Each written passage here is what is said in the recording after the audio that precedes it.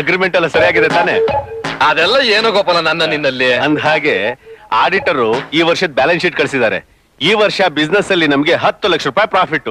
ಈ ಸಾರಿ ಕೆಲಸಗಾರರಿಗೆಲ್ಲ ಬೋನಸ್ ಕೊಟ್ಬಿಡೋಣ. ರಂಗನಾಥ, ಕೆಲಸಗಾರರ ಮೆಂಟಾಲಿಟಿ ನಿನಗೆ ಗೊತ್ತಿಲ್ಲ. ಒಂದು ಸಾರಿ ಬೋನಸ್ ಕೊಟ್ಟು ರುಚಿ ತೋರಿಸಿದ್ರೆ ಪ್ರತಿ ವರ್ಷ ಅದನ್ನೇ ಕೇಳ್ತಾ ಇರ್ತಾರೆ. ಗೋಪಾಲ, ಅವರೆಲ್ಲ ಕಷ್ಟಪಟ್ಟು ಕೆಲಸ ಮಾಡಿದ್ರಿಂದ ತಾನೇ ನಮಗ್ ಪ್ರಾಫಿಟ್ ಬಂದಿರೋದು. ಇದ್ರ ಸ್ವಲ್ಪನಾದ್ರೂ ಹಂಚದೆ ಹೋದ್ರೆ ತುಂಬಾ ಅನ್ಯಾಯ ಆಗುತ್ತೆ. 1 ಲಕ್ಷನಾದ್ರೂ ಬೋನಸ್ ನ ಹಂಚ್ಬಿಡೋಣ. ಇದರಿಂದ ನಮ್ಗೇನು ತೊಂದರೆ ಆಗಲ್ಲ ಕಣೋ.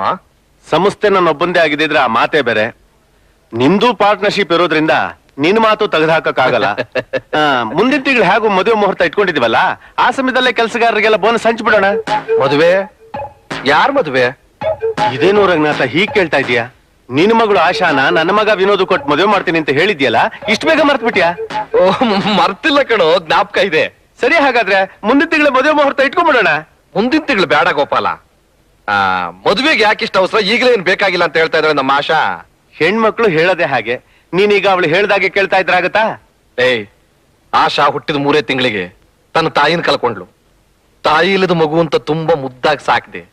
ಅವಳಿಗಿಷ್ಟ ಇಲ್ಲದೆ ಇರೋ ಕೆಲಸನ ನಾನು ಯಾವುದು ಮಾಡೋದಿಲ್ಲ ಕಣೋ.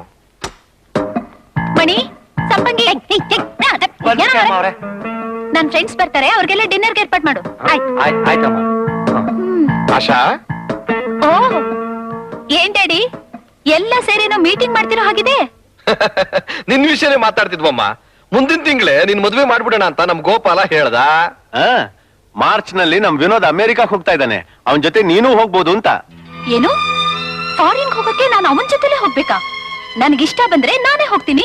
ಆಗಲ್ಲ ಆಶಾ, ಬೇಗ ಮದ್ವೆ ಆದ್ರೆ ಒಂದೇ ಸಾರಿ ಹನಿಮೂನ್ಗೆ ಹೋಗ್ಬೋದಲ್ಲ. ಸಾರಿ, ನನಗಿಷ್ಟು ಬೇಗ ಮದ್ವೆ ಆಗೋಕೆ ಇಷ್ಟ ಇಲ್ಲ. ಹಾರ್ಸ್ ರೈಡಿಂಗ್ ಪ್ರಾಕ್ಟೀಸ್ ಈಗ ತಾನೇ ಮುಗೀತು. ಕರಾಟೆ ಪ್ರಾಕ್ಟೀಸ್ ಮಾಡ್ಬೇಕು, ಆಮೇಲೆ ರಷ್ಯನ್ ಬ್ಯಾಲೆ ಅಭ್ಯಾಸ ಮಾಡ್ಬೇಕು ಅಂತ ಇದೀನಿ.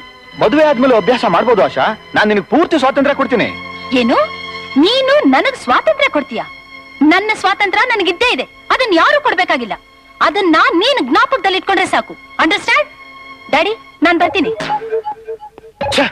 ವಿನೋದ್, ಬೇಜಾರ್ ಮಾಡ್ಕೋಬೇಡ್ವೋ. ಆಶಾ ಚಿಕ್ಕ ಮಗು ಇದ್ದ ಹಾಗೆ, ಸ್ವಲ್ಪ ಹಠ ಜಾಸ್ತಿ ಅಷ್ಟೇ. ಮದ್ವೆ ಆದ್ಮೇಲೆ ಎಲ್ಲ ಸರಿ ಹೋಗುತ್ತೆ. ಹೆಂಗಸರಿಗೆ ಇಷ್ಟೊಂದು ಹಠ ಇರಬಾರ್ದು ಡ್ಯಾಡಿ. ಜೋರಾಗಿ ಹೇಳ್ಬೇಡಪ್ಪ. ಈ ಮಾತೇನಾದ್ರೂ ಅವಳು ಕಿವಿಗೆ ಬಿದ್ರೆ ನಿನ್ನ ಮದುವೆನೇ ಆಗಲ್ಲ ಅನ್ಬಿಡ್ತಾಳೆ. ಅವಳ ಹಠನ ಸ್ವಲ್ಪ ಅಡ್ಜಸ್ಟ್ ಮಾಡ್ಕೊಂಡು ನೀನೇ ತಗ್ಗಿ ಬಗ್ಗಿ ನಡೆದ್ರಾಯ್ತು ಅಷ್ಟೇ.